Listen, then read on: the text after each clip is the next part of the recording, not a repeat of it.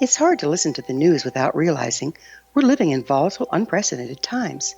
Yet never has there been such an opportunity to transform the human condition. As old structures fail, where can we find the guidance to co-create a better way?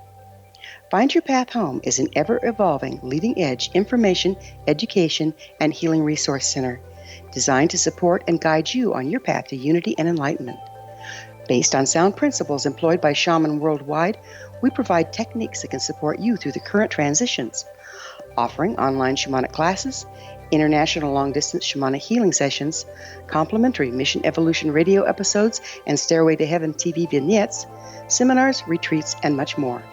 All of this can be found on findyourpathhome.com. If you are looking for a safe, zero-calorie natural option to the harmful artificial sweeteners on the market today, Just Like Sugar is what you're looking for. Just Like Sugar is a wonderful natural alternative for those health-conscious people who choose a calorie-restricted diet with a great, pure, sweet flavor that tastes just like sugar. Just Like Sugar is a great natural option for people suffering from diabetes and may be useful in restricted diet programs where standard sugars are not allowed and does not cause a laxative effect of some other sweeteners. Just Like Sugar comprises a perfect blend of chicory root fiber, natural calcium, natural vitamin C, and Just Like Sugar's sweetness comes from the natural flavors from the peel of the orange. Just Like Sugar is a natural alternative to harmful artificial sweeteners and will change the way that you believe all natural sweetener products taste. Just Like Sugar is available at your local Whole Foods markets, Wild Oats markets, Henry's, Sun Harvest, and many other fine natural food stores in the U.S., Canada, and worldwide.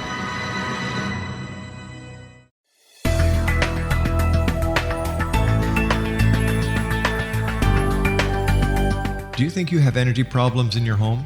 Do you feel better when you're away than when you're home? Joey Korn is a global leader in the world of dowsing who specializes in personal energy clearing and space clearing. He can help you create an ideal energy environment in your home no matter where you live in the world. Learn about his remote spiritual house cleaning services and much more at www.dowsers.com. You can get Joey's book, Dowsing, A Path to Enlightenment, as well as other dowsing books and tools, Kabbalah books, and Walter Russell books. Joey's work is really amazing. Go to dowsers.com right now. That's DOWSERS.com or call 1-877-DOWSING. That's 1-877-369-7464.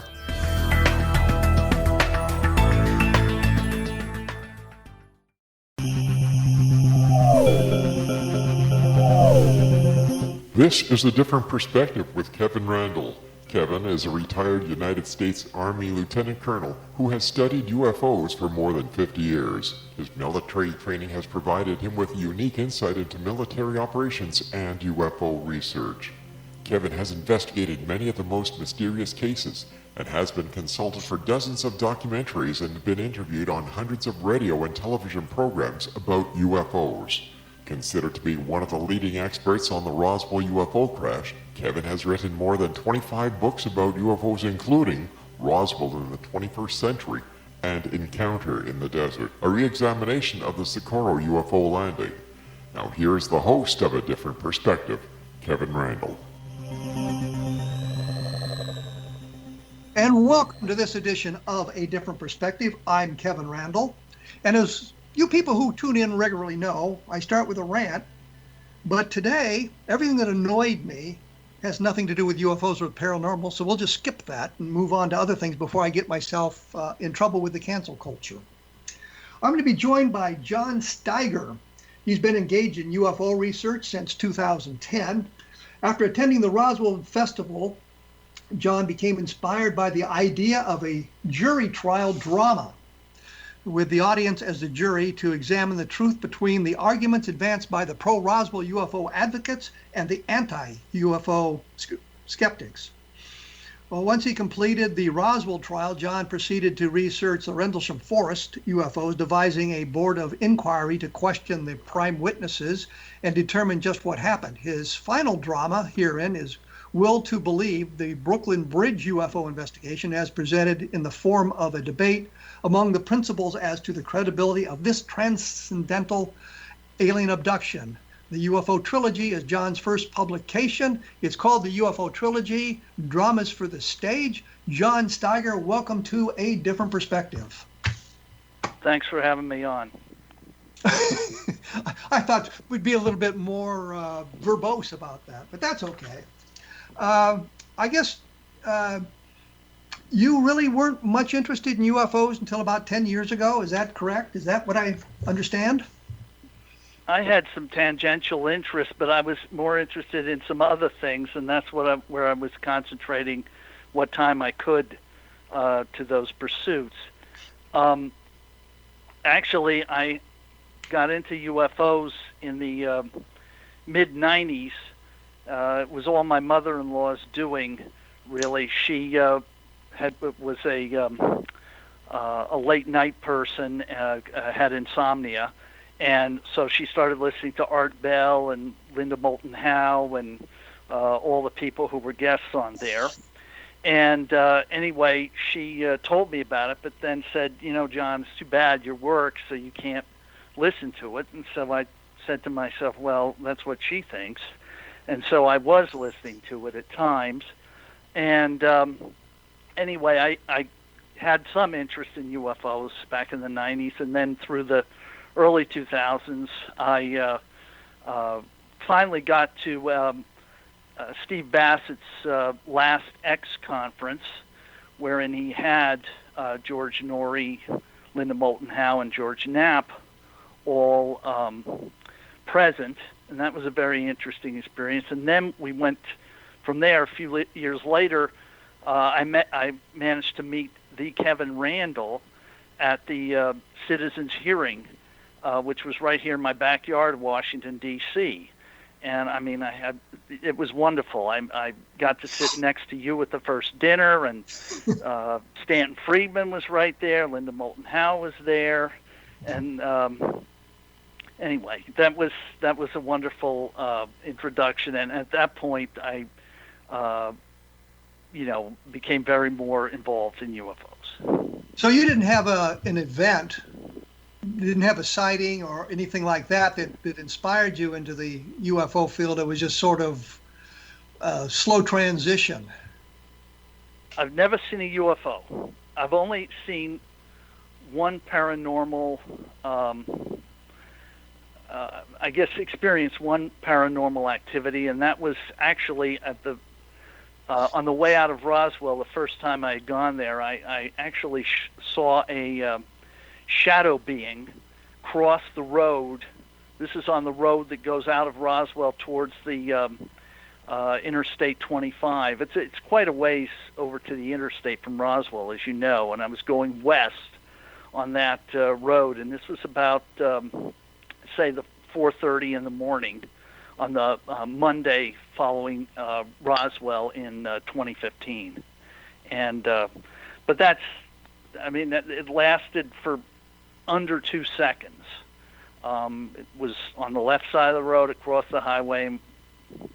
Anyway, but I know I saw it. What exactly is a shadow being? It is a all dark being. It's kind of like. Do you recall Humphrey Bogart in the old detective movies like Maltese Falcon or Big Sleep? You mean film noir? Yeah, but I love film noir. Of course, I know Humphrey Bogart.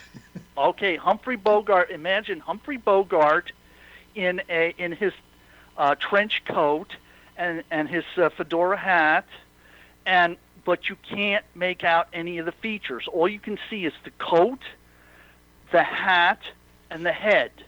I mean, that's all I saw. But this thing, what happened is my headlights went around the object. So, I mean, it didn't go through. You know how headlights go through the gloom, the darkness, the gloom and darkness? This was a blackness that was so deep it was impenetrable. And it was the form of a Humphrey Bogart detective-like, and it's on one side of the left side of the road. And I saw it at about, say, 30 yards from where I was. And by the time I got to somewhere like 20 yards away from it, it made a streak, like a streak of light, and the next thing I know, it's on the other side of the highway. And then by then, I'm going past it. Is there a That's the possibility extent of my this sighting. Wait, is there a possibility this was some kind of an optical illusion and your mind kind of filled in details? I don't see. I've never had it before. I don't see how. I mean, there was something there. There was something on the left side of the road, and then it crossed and was on the right side of the road, and I passed it. And there was a streak of light in between where it moved. It didn't. I mean, it crossed the road faster than anything can go. Faster than like a cheetah or the fastest animal or whatever can cross the road. It was faster than that. I mean, it's like it went across the road. I didn't expect to be talking about this, but this is the only paranormal or UFO sighting I've ever had. I have very bad vision, but this was close enough that I could see it. I mean, people take me out stargazing. They'll see, oh, look at that, the sky full of stars, and I'll see, 3 or 4 of them. So I have bad eyes. Well, let's move on then, because I really kind of wanted to talk about your Roswell trial. You became interested in the Roswell case in 2010 when you went to the festival, or did you have an interest before then? No, I went to the festival in 2015. I became interested in it in the 2010 to say 2013, in there, principally because of you. Seriously. I'm in all seriousness. I think you're the greatest UFO writer out there. You're the Shakespeare of UFOs, if you ask me. And I'm saying that in all seriousness. I appreciate that, and the money's in the mail. But what got you inspired to write the Roswell UFO trial? Because I went to the festival. This was the first time. And on the way home, I was by myself, first of all. It was a crazy trip. I was by myself. I had my 2 dogs with me, but no humans.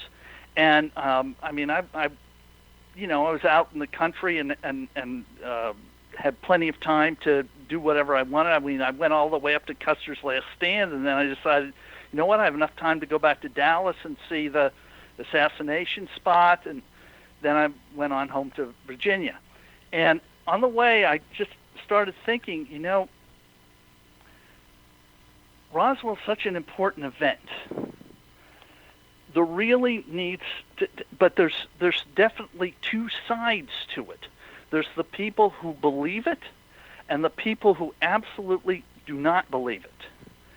And so why not have a trial and do a fair presentation of both sides' evidence and do it in a legal manner and see where the evidence falls. And so now it required a great deal of research. I mean, I got every book I could find on Roswell. And I have bibliographies for each of my plays in the UFO trilogy. I mean, I'm very proud that I've done a lot of research for these. And anyway, this just naturally flowed out of me that I could do this. And well, let me interrupt you here, Sure. because then we'll have to take a break, because we do that every 12 minutes, whether we want to or not. I'm familiar with your wonderful broadcast, sir. We will be back with John Steiger, get a little bit deeper into the Roswell trial, which is part of the UFO Trilogy, Dramas for the Stage, which is published by Flying Wing Publications. And I want to thank those of you who've purchased the Best of Budget Blue Book, because it's been up and down on the Amazon bestseller list and that sort of thing. If you've read the book, put up an interview, a review for it, because I appreciate that a great deal. It's helpful in the book out to everybody else. As I say, I will be back right after this with John Steiger, so please stick around.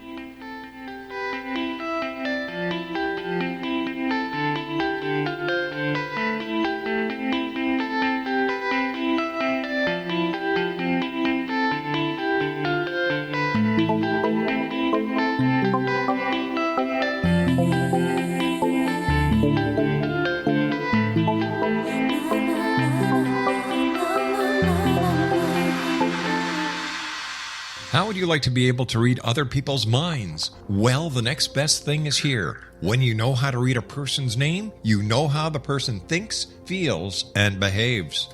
Each letter in our name holds a key to unlock our true essence. Our name contains both our gifts and challenges in this lifetime. Mnemology science discovers personality secrets hidden in the placement of the letters of our names, including the first and last impression people remember about us. Sharon shows us how to interpret the arrangement of letters as outlined in her book, Know the Name, Know the Person. Sharon Lynn Wyeth created mnemology science after 18 years of research and testing her theories, and has supported thousands of people around the world in understanding themselves and others better. You'll enjoy Sharon's unique teachings as she shares her system to learn the gifts behind your given birth name. Even if you don't like your birth name, there are jewels in this book. If you're thinking of changing your name, ready to name your child, or wanting to get along better with others, this is the book for you.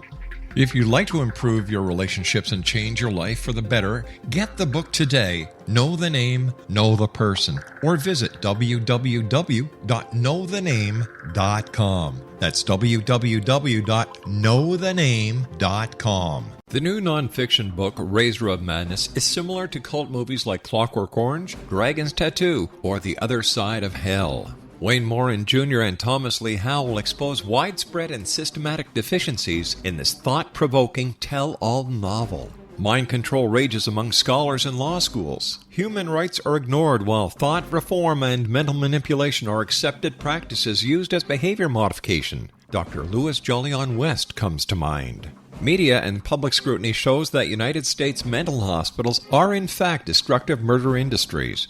Razor of Madness expose novel details this epidemic through an in-depth professional and personal investigation.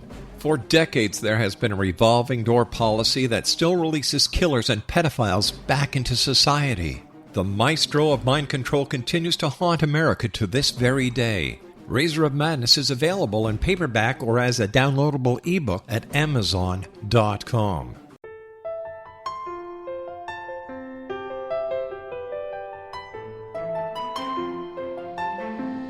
Path Home Shamanic Art School has just launched a new online series of classes, Galactic Shamanism, Art of the Ancients, Key to Tomorrow.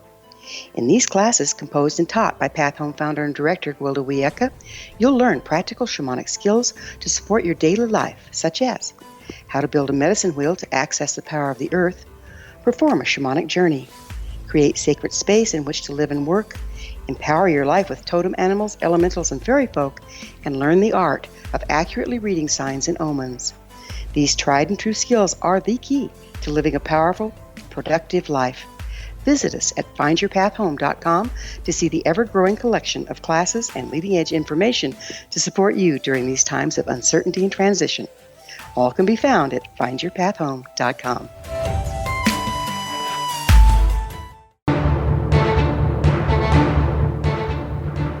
I am here with John Steiger, and I promise we're going to get into the UFO Trilogy. We're going to get into the Roswell trial aspect of it and talk a little bit about that.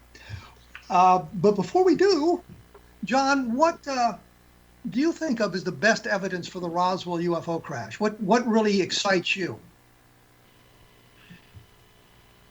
Well, I think it's the many, many witnesses of the debris that's not of this planet. But we're talking metallic debris, and metallic debris is pretty much metallic debris. I mean, a lot of people would say we need something much more substantial to take the leap into the extraterrestrial. So it's the well, I understand. I understand that. That's you asked for mine. I mean, look, there's not one aspect. The best thing, my best answer to this, because I did some research for this interview, okay? My best answer to this is something that Art Bell asked. He asked, what is your confidence level that Roswell was extraterrestrial in origin? And Kevin Randle answered There is no doubt in my mind that Roswell was extraterrestrial. It's based on talking to the eyewitnesses. It's based on trying to find an alternative explanation. When we bring all the facts into play, there is no other explanation that fits other than the extraterrestrial. That is an interview that you have with Art Bell on April 24th, 1994. You perhaps do not believe that anymore, but I adopt that answer on July 8th, 2020. Okay. So how exactly is this structure? You say it's a trial format, so I'm assuming a courtroom. We've got the audiences being the jury and the players in there. Who all is involved in this? Who are the characters, if you will? Sure. It's a civil trial, okay? It's a civil trial, not a criminal, because there's no crime committed. And there's, a judge, and there's a plaintiff's attorney, which is the pro-UFO side. They brought the suit. And there's defendant's attorney, which is the United States Air Force attorney. There are 10 witnesses pro-Roswell, which I believe is all you need to prove the case in a civil trial. And they are Bill Brazel, Jesse Marcel Sr., Lydia Sleppy, Bill Rickett, Robin Adair, Edwin Easley, Thomas Gonzalez, General William Jefferson DuBose, General Exxon, and Frankie Rowe. On the other side, based on the two U.S. Air Force papers refuting Roswell, there is Sheridan Cavett, who they interviewed. There is it Irving Newton? Irving it's Newton. Mr. Yes. Newton. Irving Newton. Okay. Charles Moore, and those are the three witnesses on the government side, shall we say? Well, let's do this. Let me interrupt, because I know who all these people are, but Sure. I'm sure the listeners aren't sure who all these people are. So, let's take the Air Force people first, because they're the easiest ones. There's only 3 of them. Let's go with them. Who exactly are these 3 people? Because you mentioned Charles Moore, you mentioned Irving Newton. The people don't know who these people are. So, who exactly are these people? Right. Sheridan Cavett was a counterintelligence. Right. Exactly. Look, you know this case better than I do. I'm not fresh on the exact details. I mean, I was at a time, but this is written in, say, 2016. But I have this all factually based on with there's 855 endnote references in the 3 plays. Everything is fully referenced here. So the public let's take a step back here, and let's talk about the witnesses, so the listeners understand who they are. So Sheridan Cavett was a counterintelligence officer at Roswell in 1947. He went out to the debris field with Mac Brazel and Jesse Marcel Sr., who was the air intelligence officer. So we've got those people identified. So Cavett is the one who claims first that he wasn't even there. And do you deal with that in the play, that his initial testimony to various people was, I wasn't even in Roswell in 1947, or do we kind of skip over that? No, of course that's included, because I mean, look, the man's a liar. I mean, bottom line, the man's a liar. I mean, he lied. He said he wasn't even in Roswell. He said he never went out to the debris field. I mean, he lied several times before he finally admitted that he went to a debris field once and found a very small patch of debris. Well, both Jesse Marcel said he went to the large debris field, the one out at Foster Ranch, which is in Lincoln County, and then Rickett said that he went with him to the debris field that's much closer to Roswell and likely in Chavez County. Well, let's identify Bill Rickett. Bill Rickett was the NCOIC. That's the non-commissioned officer in charge of the counterintelligence office in Roswell. He was subordinate to Sheridan Cannon. So Rickett is giving us one story that they went out to the field, and Cavitt's giving us another field. But let me clarify one thing. Is it fair to call Cavitt a liar? And I asked this question. Well, I asked this question for this reason. If this was a matter of national security, and he is charged with protecting the secrets of national security, isn't he obligated to lie about it? Well, I didn't say he shouldn't lie, but that doesn't mean he's okay. You can argue national security, and I mean, Easley was the same way. I mean, Easley didn't fully disclose everything he knew, and I'm not sure even DuBose said everything that he knew. So Ramey certainly didn't say. Blanchard didn't say. A lot of people held back from. Wait. You keep throwing out names, and I don't mean to interrupt you, but I'm afraid the listeners can't follow the discussion without knowing who the players are, and we've got a lot of players in this thing. So, I mean, Easley, the provost marshal at Roswell, the head of the security, the chief of police at Roswell, responsible for security on the field. But he wouldn't answer questions specifically about the bodies, or questions specifically about the what all he had seen. He would give answers that suggested things to us. But my point simply is this: I mean, you characterize Cavitt as a liar without giving the details, and I think it's only fair to Cavitt to mention that he may have been obligated to tell these sorts of lies simply because of who he was and what he felt his obligations were for national security. That's all I'm saying. Okay, fine. That's fine. So we've got Cavitt out there on the debris field. Now, who's Charles Moore? Charles Moore was a scientist with the Project Mogul balloon endeavor or experiment, whatever you want to call it. But he was not on the premises. He was not in New Mexico at the time. But that he's the best witness that the government has that Roswell is Project Mogul, which is what their reports say. Wasn't he in fact at Alamogordo in July of 1947? I don't think so. I mean, it's possible I have that wrong, but I don't think so. I think Dr. Crary was the person on site, and he had the diary entry. Crary was the project engineer. When we say mogul, we're talking about the balloon launches, of course. But to be fair, it's the University of New York's balloon project, and not really mogul per se. It would lead to mogul. Mogul was the overall picture of it.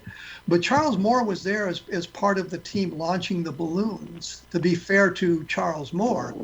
And if you were going to call someone a liar, Charles Moore is the man that I would call the liar, because he changed the story significantly, and he changed the launch times, and he changed the trajectories, and he changed a number of things like that during his involvement in the Roswell case. And his attitude became much more hostile toward the end. I'd been to his house twice in Socorro before he passed away, of course, and but he became much more of an adversary, I guess, as opposed to a scientist looking at the facts. He wanted to be the man that could be credited with launching the Roswell balloons. And we explain all this, of course, so people understand who these characters are. Now, when we come back, and we're going to have to take a break here, when we come back, we'll talk about Irving Newton a little bit. He was the weather officer at 8th Air Force Headquarters in Fort Worth at Carswell, at Fort Worth Army Airfield at the time, who briefed General Ramey on exactly what the debris was that had come from Roswell. I'm here with John Steiger.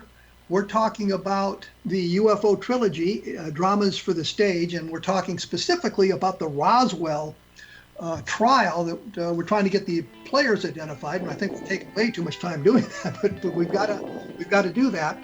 And I wanted to mention that there are some other fine programs about the paranormal on the X Zone Broadcast Network, or as my friends say, xzbn.net. So take a look at the the listings at the X Zone website. You'll find something sure that'll spark your interest. I will be back right after this with John Steiger talking about the UFO Trilogy. So please stick around.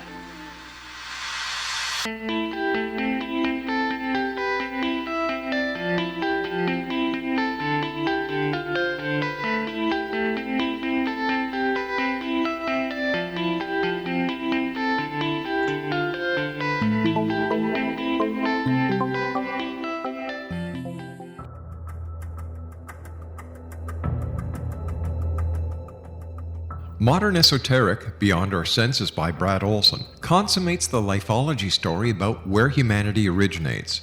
It is the lost continents, the primitive wisdom, the mythos of creation, and the rethinking of ancient history as we are taught in academia. There is much more to the story than what we have been told. As this is the first book in the Esoteric series, Modern Esoteric starts at the beginning of time and accelerates up to this modern age. Future Esoteric is book 2 in the series and takes a forward-looking position ahead of today with an open and honest examination of the ET issue and various unexplained phenomena. To discover the writings of author Brad Olson, visit www.bradolson.com. That's www.bradolson.com. Are you considering calling a psychic to read your situation? Then consider David Champion, a psychic medium for more than 20 years with thousands of readings under his belt. David Champion will make you feel comfortable. He has proven to be honest and accurate. He's a straight shooter. There's no guesswork. What he sees is what you get. While he is a medium, most of the calls focus on relationships, not only love, but work, school, neighbors, and more. Need help with finding a job and preparing for the interview? Are you dealing with people who are obstacles in your path? For more information, go to davidchampion.com, $1.50 per minute paid by credit card with a minimum of 30 minutes. For your reading with David Champion, call 1-877-702-8598. That's 1-877-702-8598. Afterlife expert Roberta Grimes was the first one to say that dying can be fun. Now her best-selling book, The Fun of Dying, is available in stores worldwide. So if you wonder whether death ends life, how it feels to die, or what heaven might be like, The Fun of Dying was written for you. And if you have always been afraid of death, or if you worry that your life has no meaning, let The Fun of Dying ease your fears and bring new meaning to your life. Nothing said in The Fun of Dying is based on the teachings of any religion. Instead, Roberta draws on evidence to explain how death happens, how it feels, and what comes next. A lot of the best death-related evidence was produced in the first half of the 20th century. When it is put together with recent discoveries, it tells a consistent and amazing story. Roberta Grimes blogs and answers questions at robertagrimes.com. Her wonderful book, The Fun of Dying, is available on Amazon and at stores worldwide wherever books are sold. I am joined by John Steiger. We're talking about the UFO Trilogy, and we're trying to identify, I guess, the characters in the play so everybody can understand where we're coming from, which may be going a little bit too deep into the weeds for this, because there's other things I'd like to know about, especially about the Roswell case. When we left, we had been examining the three witnesses for the opposition, I guess we'd say. We talked a little bit about Sharon Cavett, the counterintelligence guy. We talked a little bit about Charles Moore, who was working with the Balloon Project. And we've moved to Irving Newton. Exactly what does Irving Newton do for us? Irving Newton testifies that what was on the floor of Ramey's office was a weather balloon, and that was staged for the press. So what Irving Newton saw was actually, I mean, Irving Newton's telling the truth about what he saw, right? In the play? I'm not calling. No, absolutely not. I mean, and when I say absolutely not, I mean not a liar. Newton is not a liar. Now, he is largely ignorant to the entire Roswell case. He knows what happened. He's brought in just to identify the materials in General Ramey's office, General Ramey being the commander of the 8th Air Force, and he ordered material brought Fort Worth for him to examine. So when Irving Newton enters the picture, he looks at what he sees on the floor and he identifies it exactly as what that material is. He's supporting the government's case by stating that what the people in Roswell thought was a flying saucer was in fact a misidentified weather balloon. That's why he is one of the principal witnesses for the government. But we need to make it clear that all he really knows is what he was told before he got into the office, and he looks at the material, which I guess we'll get to in a moment. What he looks at is, in fact, a weather balloon and a Raywin radar detector. So he's telling the absolute truth of his involvement. Right, and there's the photographic evidence of him with that on the floor, but that doesn't say this. That's part of the cover-up. Yeah. So well, let's flip over to the other people. Jesse Marcel, the Air Intelligence officer, went out there with Cabot. How does his testimony differ from what Cabot tells us? Well, Jesse Marcel claims that he found debris material with amazing properties, and he brought some of it home. And it was a very large field, and he brought some of it home that evening. He was out there for an entire day, and he brought it home and showed it to his son, who is one of the people who can back up his testimony. But Jesse Marcel Sr., all he really sees is metallic debris, correct? I mean, when they're out on the field with Cabot and Mac Brazel, who was the rancher, all they see is metallic debris, correct? No, well, I don't know all. It's very special propertied metallic debris. No, it's not what you'd find at the metal shop down the street. No. All I'm saying here is what he sees is a field filled with metallic debris. He doesn't see a craft. He doesn't see bodies. He can attest to the unusual properties of the material, and he himself had said repeatedly that it was something that was not made on Earth. So we get all that. I'm just saying all he did was see metallic debris, correct?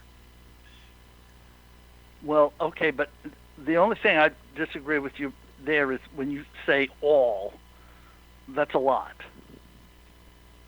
I mean, he's an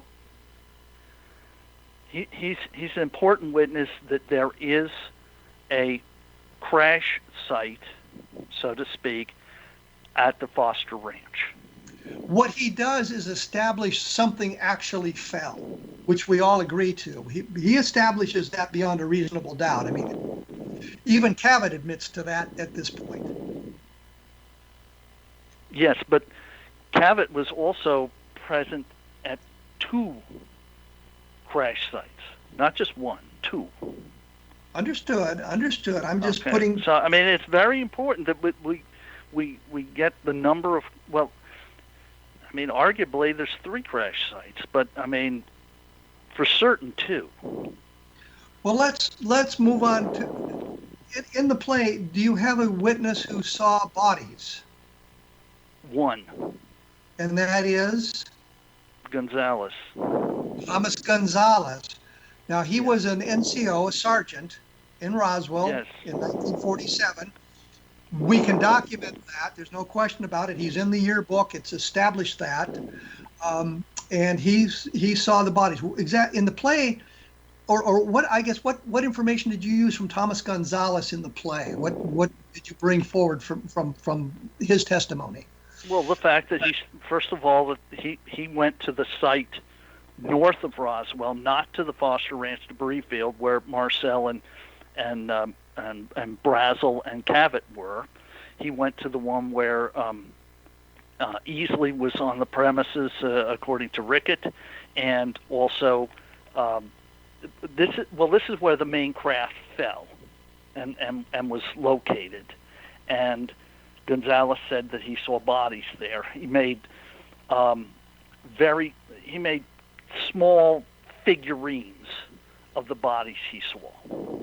carvings of the bodies. Carving, yes, yes. Does he say anything more about his involvement? Well, he said he had a piece of debris or whatever, and it ended up missing.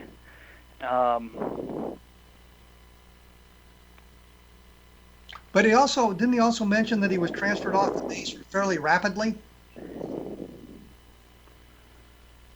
You know, I honestly at this moment don't know the answer to that question. Okay, so we have you mentioned Lydia Schleppe. Exactly who is she? She was a TV. I'm sorry. Radio. She was a radio personnel that there was she was transmitting something, a message that there was about the UFO, and was the teletype suddenly stopped, and she later said that the FBI interrupted the communication. Now, at first, I don't think she said it was the FBI, but that's what happened with her. And she also said that the first guy's first name is Johnny. Johnny McBoyle. Johnny McBoyle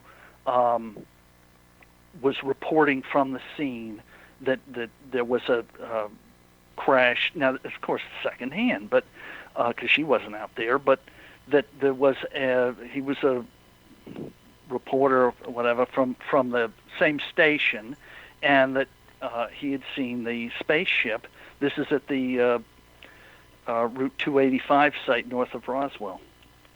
Well, Lydia Schleppe actually worked in Albuquerque, and the station, there was a network of stations, and she was putting on the teletype machine.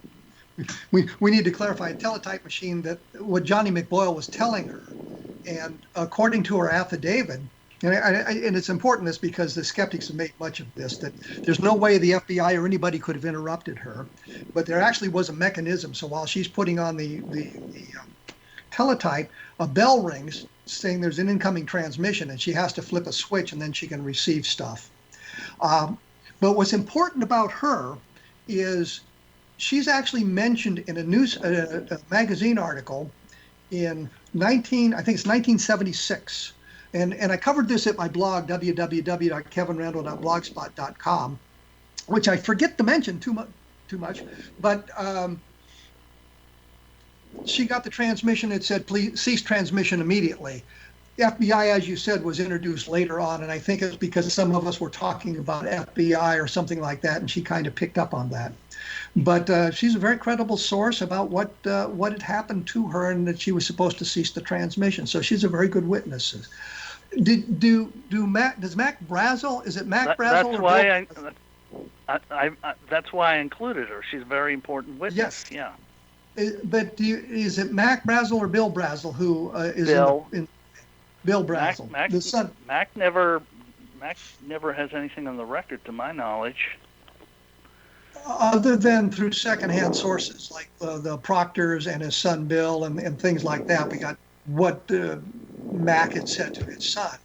And I think that Tom Carey and Don Schmidt have also got talked to other Brazel relatives now and gotten some additional information. We're going to have to take another break. I'm presenting the firsthand, the best evidence for Roswell for the plaintiff's side. That there's a lot that's not included because it's for one evening's entertainment. I mean, you can't have everything. Understood. We're going to have to take another break here. The book is the UFO Trilogy, and I'm sorry, folks, I wanted to get into some of these other things, but we're getting caught up in some of the I guess the minutia of Roswell once again. John Steiger is the guest with the UFO Trilogy, which is the trial of Roswell. I'll try to get a little bit more information about that when we come back in just a few minutes. So please stick around.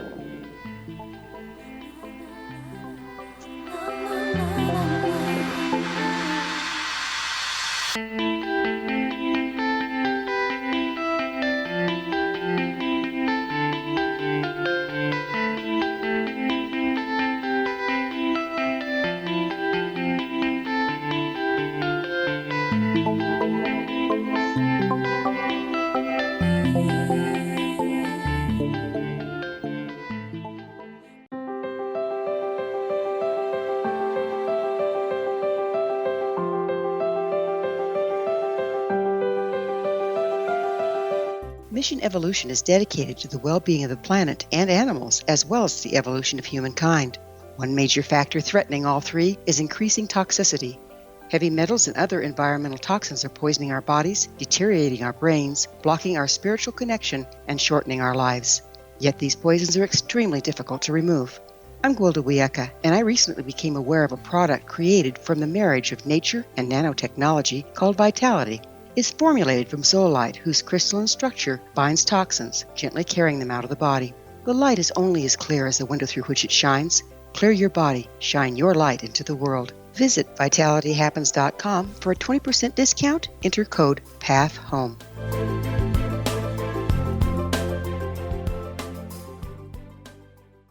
What happened in Benghazi is revealed by Nicholas Genix, author of Obama, Islam, and Benghazi. He informs the American people that President Obama deceived them by advocating a strong foreign policy prior to the 2012 presidential election, and Hillary Clinton supported this deception.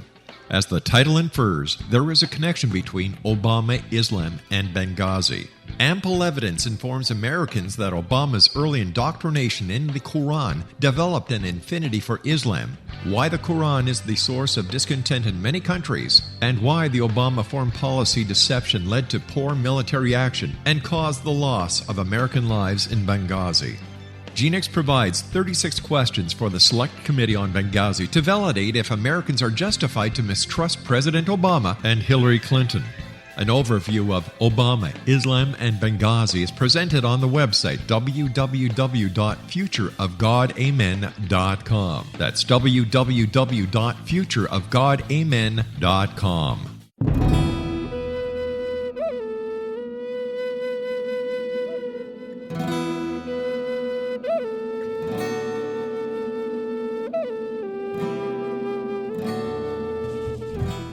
The ancients knew what we have forgotten. In order to be empowered by nature, one must be aligned with the way life works. We've become increasingly disconnected from the earth and her cycles, to our extreme detriment. The medicine wheel ceremony is an ancient rite practiced by shamans worldwide to recalibrate their people with the powers of the universe.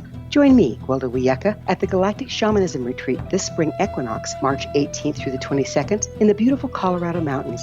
During this life-changing 3-day medicine wheel training, you'll learn to build and maintain your own cross-cultural shamanic medicine wheel to promote manifestation, health, and personal power.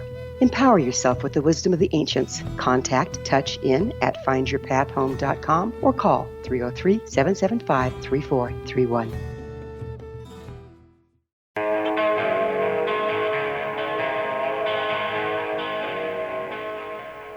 I am here with John Steiger.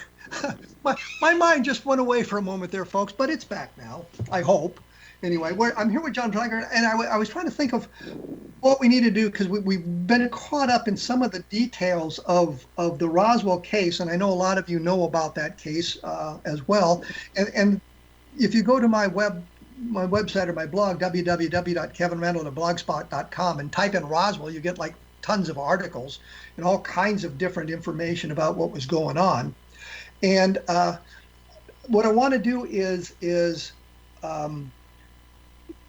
without giving anything away, I mean, it's a courtroom drama, so we have arguments going back and forth between the attorneys and the witnesses and that sort of thing. I mean, it's a regular courtroom drama we're dealing with, right?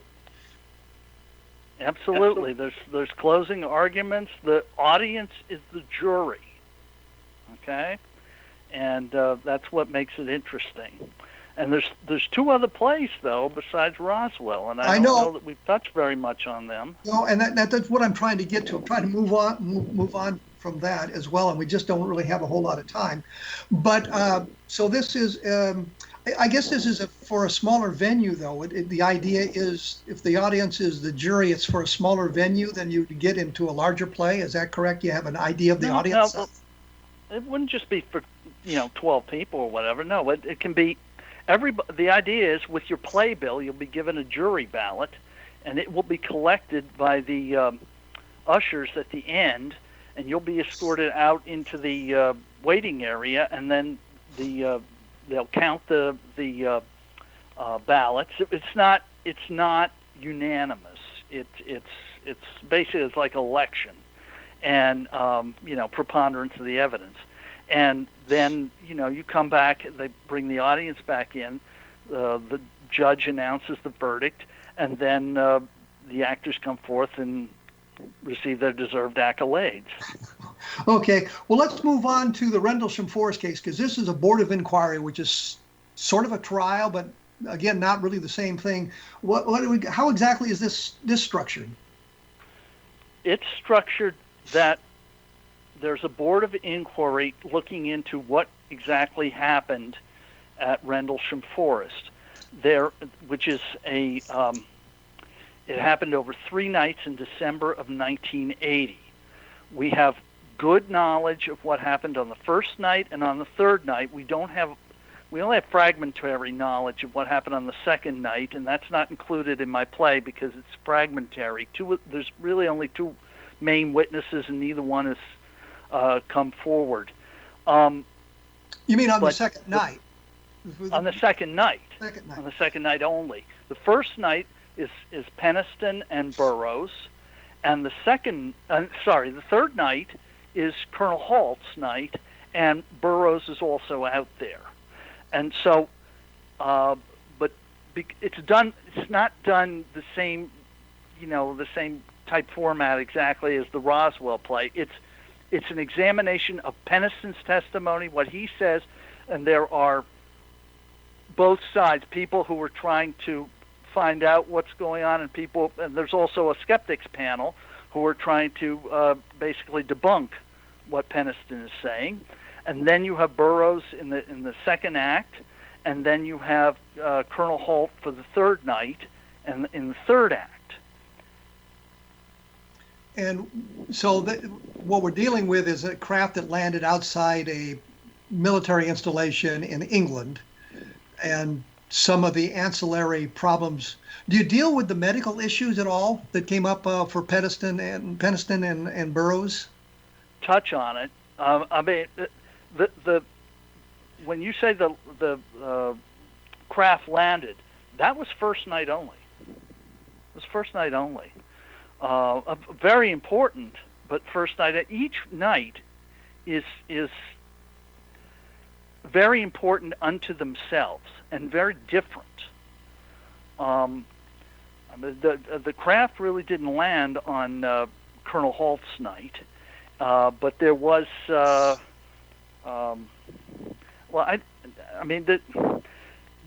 There's an encounter with the UFO, and a beam was shot down at Colonel Halt and he had a patrol with him, like 3 or 4 other people, and the beam was shot down at them from a ship up in the sky. A beam of light. Beam of light, pencil thin beam of light, and right at their feet, not at them, but arguably not at them, but at their right in front of them. And so you have a board of officers questioning Jim Peniston. No, there's not much detail about the board of inquiry. It's focused on the witnesses. In fact, the fun thing about this play is that audience members actually can be part of the board of inquiry. There's a chair of the board, and that person has lines, but the other, along with the witness advocates, but the other members of the board are simply seated up on the stage observing the proceedings. And so I allow audience members however the people producing the play want to do it, but there's an opportunity for people to actually watch a play while on stage. That's not that common. So how many people do you envision being on the stage? From the audience up to 4. There'd be up to 4. There'd be the chair in the middle, and then you can have British and American advocates on either side, 2 of them up to 2. And do they get to ask questions? No. There's no dialogue for them. This is just basically, instead of watching it out in the audience, you're watching it from up on the stage. But they might can't have to pay some extra money for those seats. Pardon me? You might have to pay some extra money for those premium seats. Yeah, they would be good seats. That's true. Yeah. And so we talk, the first night you talked to Peniston about his experiences. The second night, or the first act is Peniston. Yes, first act. Second act is Burroughs, who he's supplemental. But he fills in. I'm sorry, he talks about the first night and the third night because he was involved in both? Correct. That's right. And then the third act is Colonel Halt. Right. Okay. Quickly, what is the third one? And we just have a couple of seconds. Your third Will to Believe is the Brooklyn Bridge UFO Investigation. It concerns Bud Hopkins and the alleged abduction of the United Nations Secretary General, which is an amazing fact if it happens. The main part of this play is, because I'm up in the air as to whether all this is true or not, the main thing I'm trying to get across is about the will to believe. And it's very important that one have an open mind, to look at the credible evidence with your open mind and make your own determination as to what it means. That's essentially the point that I'm trying to get across here. But the Secretary General of the United Nations was not abducted. Well, I don't know. He says officially he wasn't abducted, but there's written materials that Bud Hopkins had from him on UN stationery that says admits that he was abducted, but then says, I'm going to officially deny it, of course. So it's what you choose to believe. I mean, that's just one small aspect of this case. I mean, it's huge too, and they debate all of the evidence primarily in the second act. The first act is Linda Cortile, her regression by psychotic regression by Bud Hopkins. Hypnotic regression. Yes, hypnotic regression. Sorry, not psychotic. Hypnotic regression. Yes, sir. And so, anyway, it's a fascinating case, but it comes down to the will to believe. Is there a venue? Is there plans to have these things shown somewhere? I mean, are plans to put on the play somewhere? Right now, Philip Mantell. He's we happen to have the same publisher at the moment. Philip has. We've got contracts for Norway and Germany for the plays in development. We're looking for anywhere else in the world that would be interested. Have you approached the Roswell Museum about putting on the Roswell aspect of it at any time? I have. And were they excited? Or? It hasn't happened yet. Let's put it this way. It hasn't happened yet. I'd very much love to put it on at Roswell, but it would take some bucks to do it right. Okay, John, you need to do it right. I got to interrupt you. We're out of time. Want to thank you for taking an opportunity to be here on A Different Perspective. I appreciate your insights. I think it's a wonderful project, or a fascinating project. So thank you very much for spending the time with us. Thank you very much. As I say, I've been here with John Steiger. We've been talking about the UFO Trilogy, Dramas for the Stage. I will be back next week talking to I can't remember who the guest is next week at the moment, but we'll have a guest next week. We'll be talking about UFOs. Take a look at www.kevinrandle.blogspot.com because we will be have more information. The guest next week is Rob Zwiatek from MUFON. So be looking forward to that, and we'll see you in 167 hours. Thank you.